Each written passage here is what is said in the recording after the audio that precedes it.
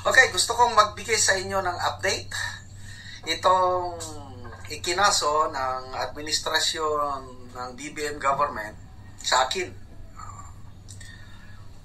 Violation of Anti-Cybercrime Law of 2012. Gusto kong magpasalamat sa bumubuhos na suporta. Maraming nag-message sa akin, nagte-text.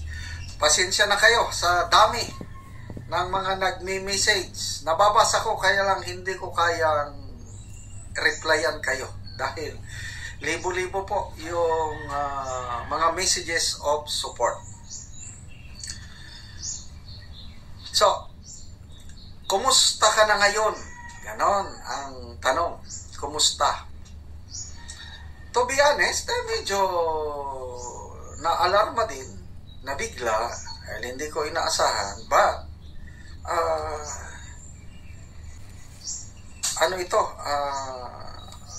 expected risk sa pinasok kong trabaho ito as political blogger.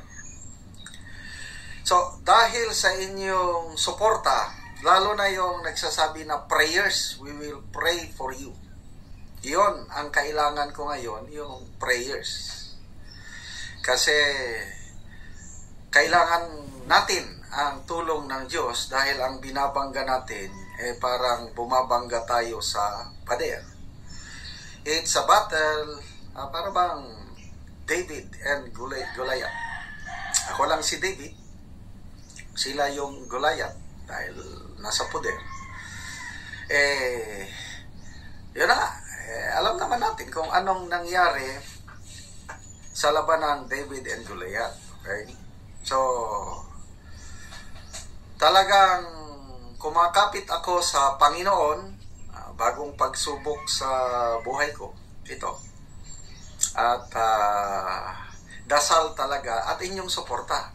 Just continue sending messages. At sapat na yun sa akin. At just continue watching my vlogs. Okay? Kasi hindi po ako titigil sa pag-vlog.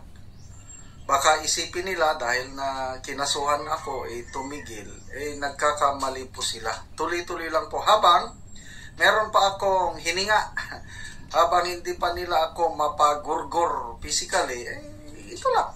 Ipahayag ko lang aking opinion. Kasi I am sure of myself, yung video ko na basihan ng kanilang reklamo, naglabas lang ako ng opinion. Salamat pala kay Madam Marlica, yung vlog niya kagabi tungkol sa akin, yung General Macanas, hinaharas nila. Ilan ba yun? 128,000 views in 10 hours. So, to me, maganda-gandang response ng tao. Ako naman, may mga vlogs ako tungkol sa nangyari sa akin, mga 20,000 vlogs pataas, okay na yun sa akin. Hindi ko pa nabasa lahat ang inyong mga comments. Babasahin ko mamaya. Gusto kong pasalamatan si Fair Lady Maharlika dahil in-encourage niya ako kahapon, tinawagan niya ako ng personal, at huwag kang mawalan ng palakasin mo ang loob mo, General, kasama ako sa laban na ito, kasama natin ang taong bayan, sabi niya.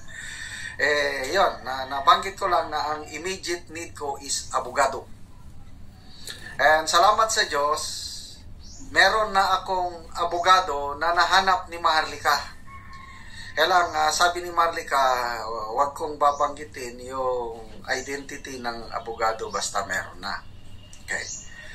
Ang next na concern ko, dahil may abogado na, yung pambayad ng abogado.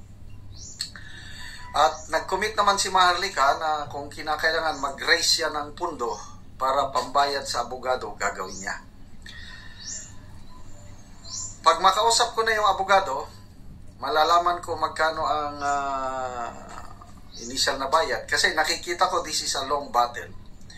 Siguro one of these days, hihingi ako ng tulong sa inyo, yung may kakayahan lang.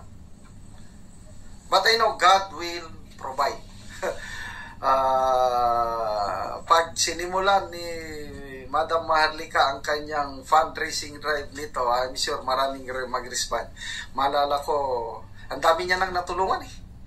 Mga nangangailangan ng perang ganyan, maalala ko si Doc Yumol noon, nag-fundraising siya at naibigay.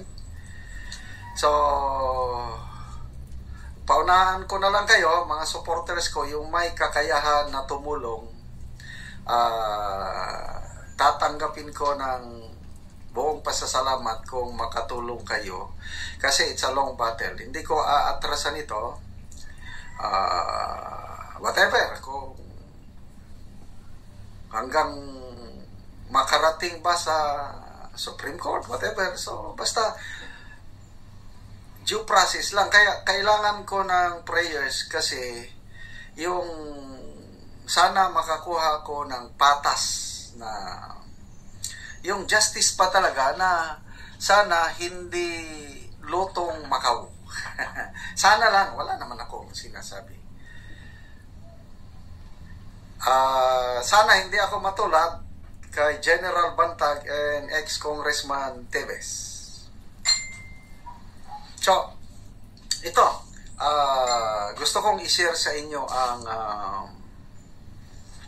pag ganito, kasi marami na akong pinagdaanan sa buhay na ganito ba, biglaan, kahit nung nasa military service pa ako, unexpected, problemang malaki.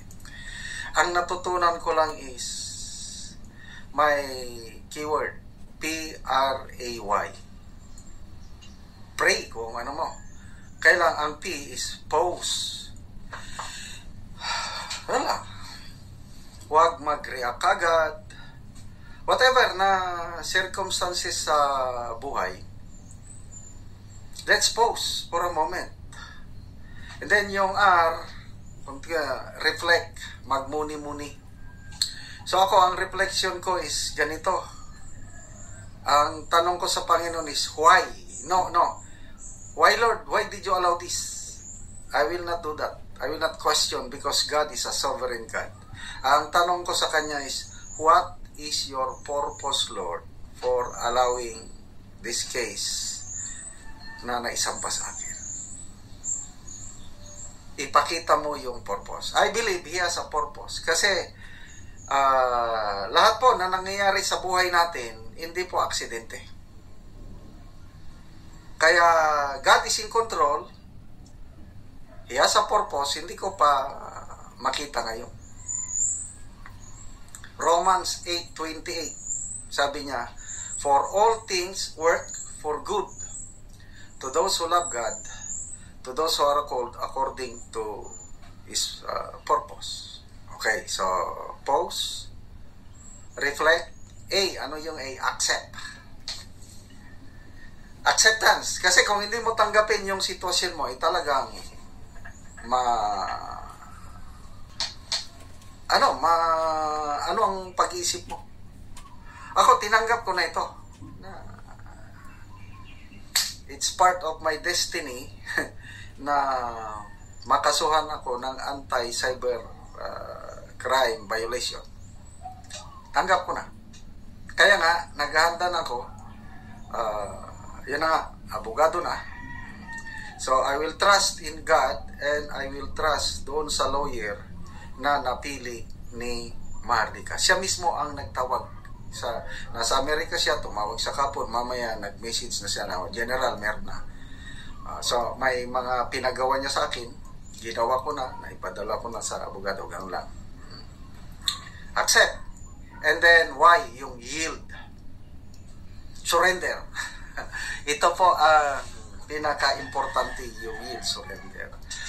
I surrender all. I surrender all.